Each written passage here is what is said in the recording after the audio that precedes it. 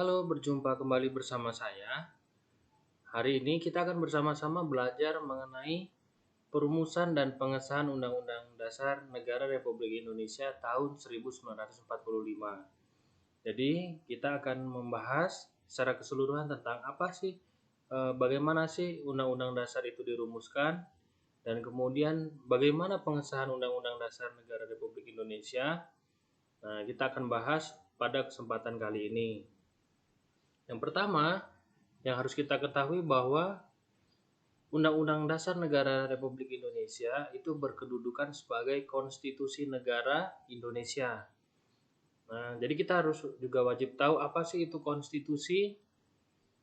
Banyak istilah-istilah yang dikenalkan tentang konstitusi, seperti dalam bahasanya atau sebutannya dan seterusnya. Nah, di buku juga sudah banyak tulisan-tulisan tentang istilah-istilah konstitusi. Nah, hanya di kali ini saya akan menyatakan yang sering kali kita gunakan ya. Konstitusi itu dalam bahasa Inggris itu biasa kita kenal dengan constitution. Kemudian dalam bahasa Belanda itu ada constitutie. Dalam bahasa Jerman itu ada constitution. Dan dalam bahasa Latin itu ada constitutio, yang berarti undang-undang dasar atau hukum dasar.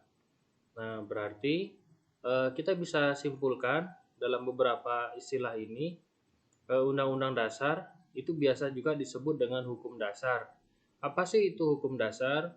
Hukum dasar adalah hukum yang merupakan aturan tertinggi dalam sebuah negara. Nah, maka dikatakan sebagai hukum dasar. Nah, hukum dasar itu adalah dasar dari segala hukum yang ada. Artinya kalau kita ketahui, di Indonesia juga banyak hukum-hukum yang ada, aturan-aturan yang ada, maka Undang-Undang Dasar sebagai hukum tertingginya. Berarti kita bisa simpulkan bahwa Undang-Undang Dasar adalah hukum tertinggi dalam sebuah negara. Kemudian konstitusi itu juga terbagi menjadi dua, yaitu konstitusi tertulis dan konstitusi tidak tertulis. Apa sih itu konstitusi tertulis? Konstitusi tertulis adalah aturan-aturan pokok dasar negara, bangunan negara dan tata negara yang mengatur kehidupan satu bangsa di dalam persekutuan hukum negara. Nah, kemudian kita bisa simpulkan bahwa konstitusi tertulis itu juga biasa disebut dengan hukum yang dikodifikasikan atau hukum yang dibukukan. Konstitusi tertulis ini biasanya dikeluarkan oleh badan-badan lembaga negara yang mempunyai kedudukan dan fungsi sebagai pembuat peraturan hukum. Nah, kemudian yang kedua, bentuk yang kedua dari konstitusi adalah hukum tidak tertulis, ya, atau aturan tidak tertulis, atau konstitusi tidak tertulis. Nah, konstitusi tidak tertulis disebut juga konvensi. Apa sih itu konvensi? Konvensi itu adalah kebiasaan-kebiasaan yang ada dalam sebuah masyarakat.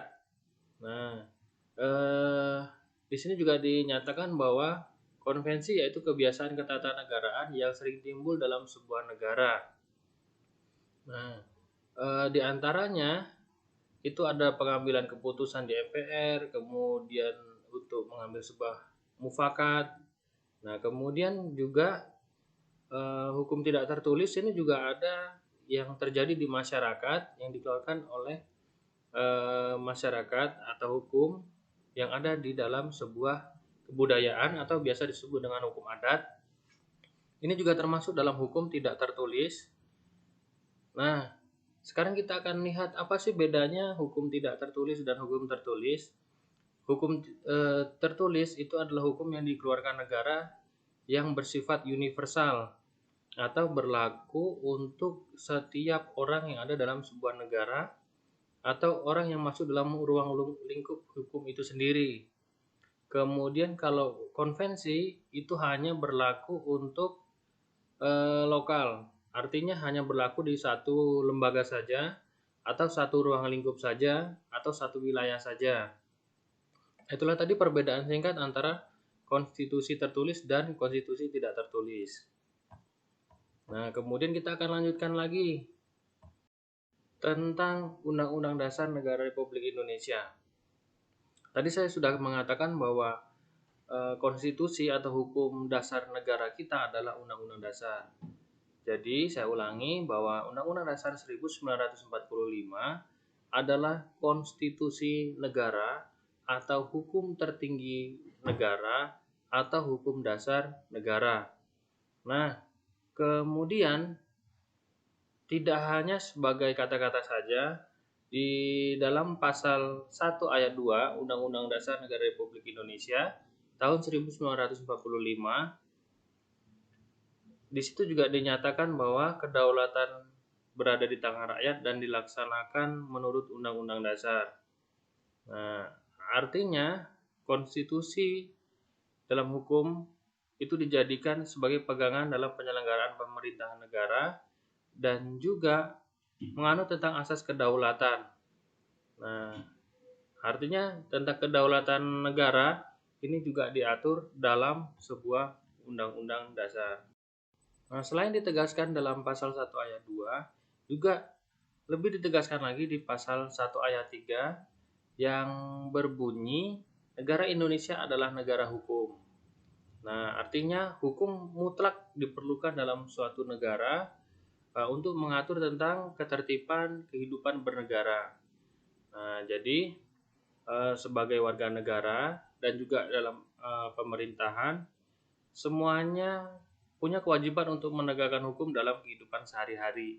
Nah, itu digunakan sebagai cara untuk memajukan sebuah negara dan juga untuk mengatur sebuah negara mencapai tujuan-tujuan yang sudah ditetapkan dalam sebuah negara. Selanjutnya, dalam pasal 1 ayat 3 yang tadi sudah dinyatakan bahwa negara Indonesia adalah negara hukum. Nah, itu juga harus ada beberapa hal yang kita pahami. Yang pertama, negara hukum itu adalah negara yang mendasarkan segala sesuatu, baik tindakan maupun pembentukan lembaga negara pada hukum tertulis atau tidak tertulis. Nah, artinya segala sesuatu yang kita perbuat, segala sesuatu yang kita lakukan itu harus sesuai dengan hukum atau konstitusi yang ada dalam sebuah negara. Artinya kita tidak bisa menolak ketika kita tinggal dalam sebuah negara, kita harus mematuhi dan menjalankan dan melaksanakan segala peraturan-peraturan yang ada di dalam sebuah negara. Kemudian menurut AVDC, negara hukum mengandung 3 unsur. Nah, ini yang harus kita ketahui ya. Yang pertama ada supremacy of law. Nah, artinya ada supremasi hukum. Dalam arti tidak boleh ada kesewenang-wenangan sehingga seseorang warga harus dihukum jika melanggar hukum. Nah, artinya bahwa setiap orang itu punya hak dan kewajiban yang sama. Kemudian juga ada hukuman yang sama apabila melanggar atau melakukan tindakan di luar dari peraturan-peraturan yang berlaku.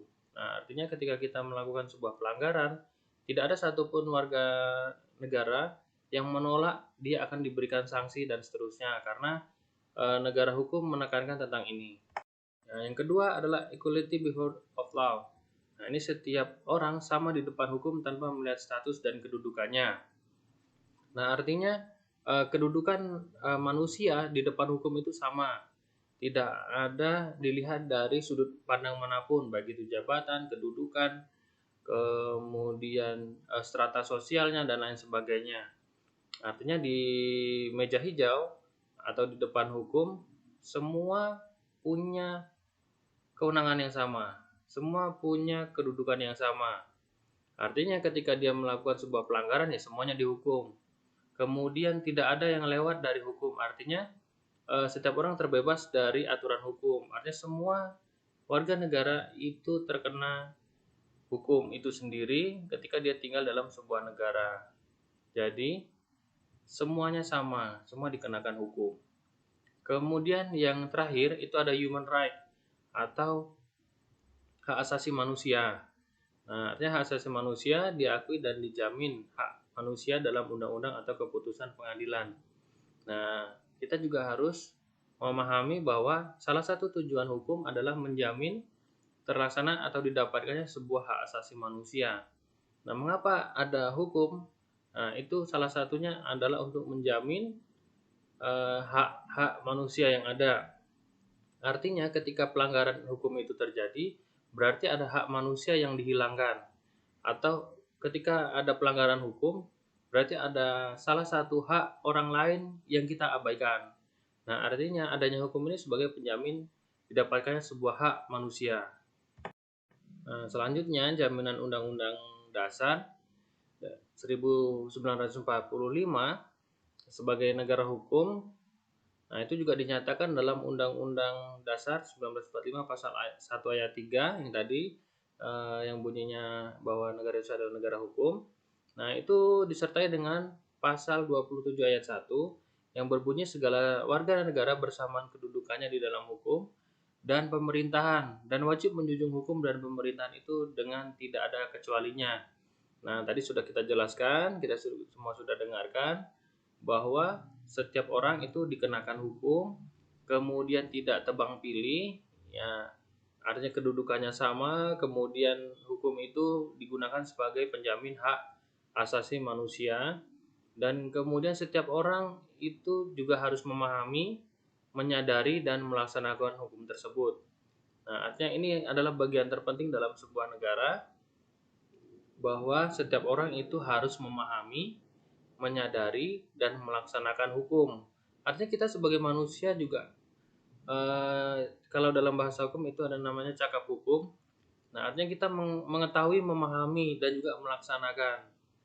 Nah, artinya bahwa kita sebagai manusia yang cakap hukum, sebagai manusia yang sadar akan segala sesuatunya, nah itu punya hak, ya punya hak dan kewajiban yang sama di depan hukum.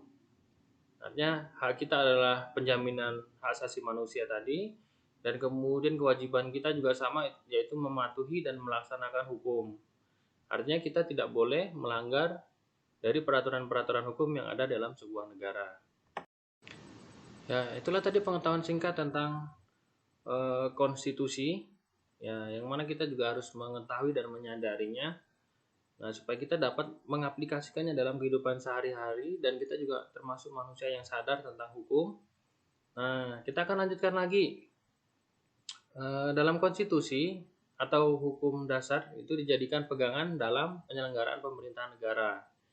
Nah, jadi konstitusi bukan undang-undang biasa. Konstitusi tidak ditetapkan oleh lembaga legislatif biasa, tetapi oleh badan khusus dan lebih tinggi kedudukannya. Nah, dalam hierarki hukum, konstitusi merupakan hukum yang paling tinggi dan fundamental.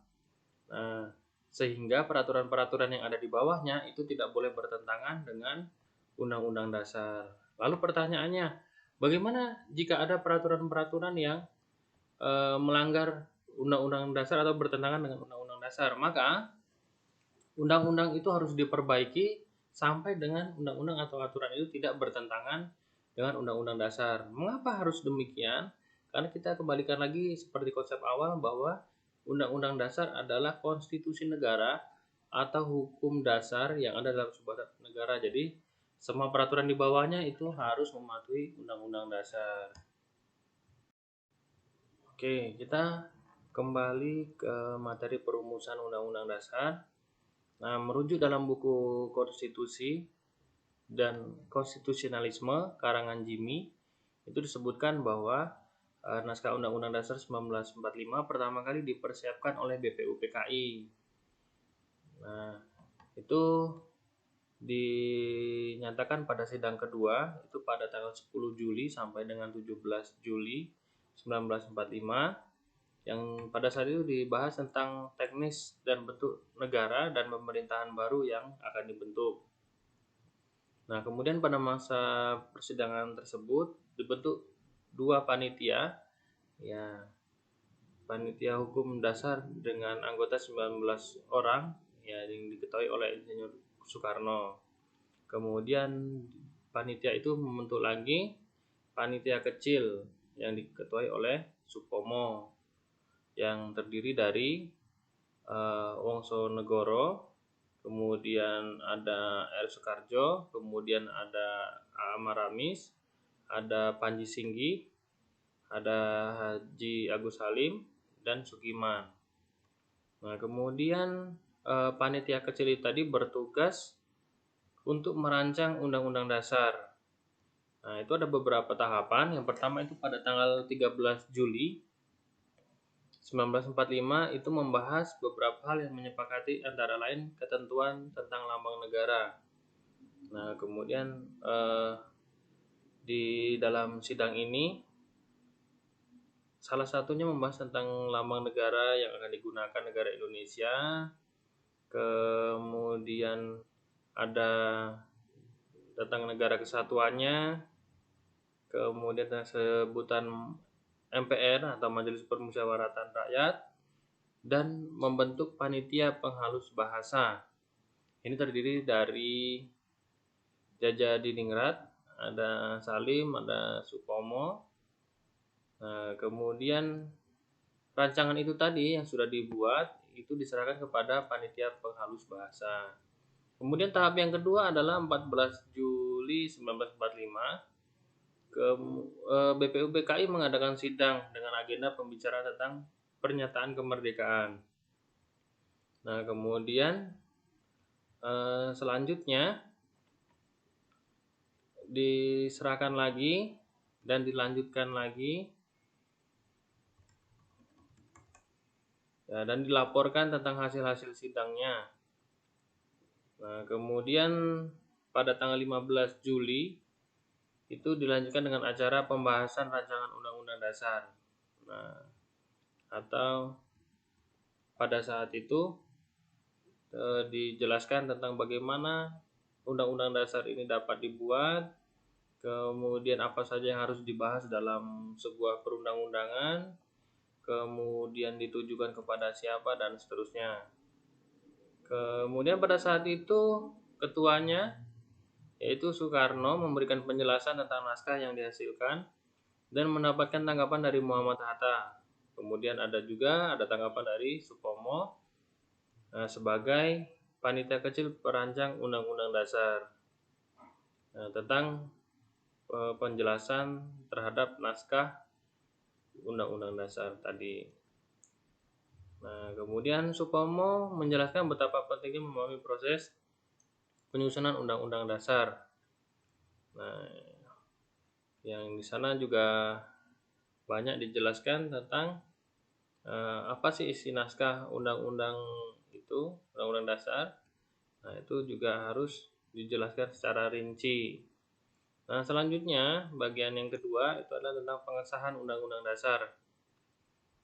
Nah, sehari setelah proklamasi kemerdekaan Indonesia, PPKI atau Panitia Persiapan Kemerdekaan Indonesia dibentuk yang menggantikan BPUPKI melaksanakan sidang itu pada tanggal 18 Agustus yang diketahui oleh Insinyur Soekarno. Nah, kemudian di PPKI itu menjelaskan kapan waktu untuk mengesahkan Undang-Undang Dasar 1945. Nah, kemudian dalam sidang PPKI pada tanggal 18 Agustus 1945 dihasilkan keputusan yaitu tentang mengesahkan Undang-Undang Dasar 1945, kemudian menetapkan Insinyur Soekarno sebagai presiden dan Muhammad Hatta sebagai wakil presiden, kemudian membentuk Komite Nasional Indonesia Pusat. Nah, kemudian sidang PPKI juga melakukan beberapa perubahan rumusan pembukaan Undang-Undang Dasar. Nah, naskah Piagam Jakarta dan rancangan batang tubuh Undang-Undang Dasar. Nah, perubahan-perubahannya itu antara lain, yang pertama kata mukadimah diganti dengan kata pembukaan. Kemudian sila pertama yang pada saat itu isinya ketuhanan dengan kewajiban menjalankan syariat Islam bagi pemeluk-pemeluknya diganti dengan rumusan ketuhanan yang Maha Esa supaya lebih spesifik. Ya, artinya bahwa negara Indonesia ini adalah negara kesatuan yang artinya tidak hanya terdiri dari satu keyakinan saja, maka diganti dengan yang lebih menyeluruh. Kemudian ada perubahan pasal 6 yang berbunyi presiden ialah orang Indonesia asli yang beragama Islam, itu dirubah menjadi presiden ialah orang Indonesia asli. Berarti dalam perubahan ini menjamin bahwa setiap orang dalam memiliki keyakinan apapun dapat memiliki kesempatan yang sama untuk menjadi seorang presiden. Kemudian di pasal 28 Undang-Undang Dasar 1945 itu negara berdasar atas ketuhanan dengan kewajiban menjalankan syariat Islam. Bagi pemeluk-pemeluknya itu diganti menjadi pasal 29 Undang-Undang Dasar 1945 yang berbunyi negara berdasar atas ketuhanan yang Maha Esa. Nah, jadi itulah tadi tentang perumusan dan penetapan Undang-Undang Dasar 1945. Selanjutnya kita akan dengarkan lagi penjelasan tentang fungsi konstitusi. Nah, kita juga lihat bahwa tadi secara umum sudah dijelaskan tentang apa sih itu konstitusi. Nah, kemudian kita pada saat ini punya kesempatan untuk mendengarkan penjelasan tentang fungsi konstitusi itu sendiri. Itu yang pertama sebagai penentu dan pembatas kekuasaan negara. Artinya adanya konstitusi itu membatasi kekuasaan seseorang, ya baik itu dalam lembaga, dalam pemerintahan, dalam berkomunitas dan seterusnya. Artinya ada batasan-batasan tertentu sehingga tidak ada penyalahgunaan wewenang, ya artinya kekuasaan orang itu terbatas. Kemudian ada pengatur hubungan kekuasaan antar organ negara. Nah, artinya adanya konstitusi ini mengatur bahwa tidak adanya fungsi otorita dalam sebuah negara. Artinya ketika ada satu orang berkuasa, maka orang itu yang memiliki segalanya. Maka adanya hubungan kekuasaan antar organ negara ini sangat penting dilakukan supaya adanya koordinasi antara satu lembaga negara dengan lembaga negara lainnya, dan itu dijamin dalam Undang-Undang 1945. Kemudian ada pengatur hubungan kekuasaan antar organ negara dengan warga negara. Nah, artinya bahwa hubungan dalam sebuah negara itu tidak hanya terjadi secara vertikal tapi juga horizontal. Artinya bahwa adanya hubungan antara masyarakat dengan pemerintah, pemerintah dengan pemerintah, pemerintah dengan masyarakat, kemudian masyarakat dengan masyarakat. Nah, itu juga dijamin dalam sebuah undang-undang atau peraturan hukum yang ada di Indonesia.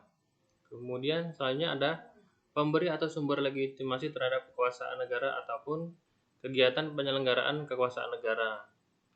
Nah, artinya bahwa Undang-Undang Dasar itu memberikan arahan dan juga sebagai penjamin kekuasaan dalam penyelenggaraan negara. Artinya bahwa setiap kehidupan yang harus atau keputusan yang diambil dalam sebuah negara itu harus berpusat atau menjadi sumbernya itu Undang-Undang Dasar 1945. Artinya ketika terjadi dalam sebuah negara, ya sebuah permasalahan contohnya, nah itu juga harus melihat apakah negara sudah menjamin itu, maka Undang-Undang Dasar sebagai legitimasi terhadap kekuasaan atau penyelenggaraan kekuasaan negara. Kemudian penyalur atau pengalih kewenangan dari sumber kekuasaan yang asli kepada organ negara. Nih, jadi poin yang kelima ini menjelaskan bahwa, nah di poin ini itu juga dijelaskan tentang kedudukannya ya. Nah, maka penyalur atau pengalih kewenangan dari sumber kekuasaan yang asli, nah itu tentang kedaulatan rakyat. Nah, kedaulatan rakyat berarti tetap Undang-Undang Dasar menjamin tentang terlaksananya kedaulatan rakyat terhadap organ negara. Artinya rakyat juga masih punya kewenangan untuk memberikan masukan-masukan, dan semuanya itu berasal dari rakyat. Kemudian yang keenam sebagai simbolik pemersatu.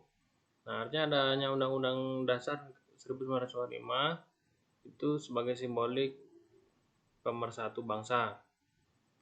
Kemudian sebagai simbolik rujukan identitas dan keagungan kebangsaan. Nah, artinya segala tujuan-tujuan dan cita-cita bangsa dan negara itu tercantum dalam Undang-Undang Dasar 1945 sebagai isi dari segala yang diinginkan warga negaranya. Kemudian sarana pengendalian masyarakat.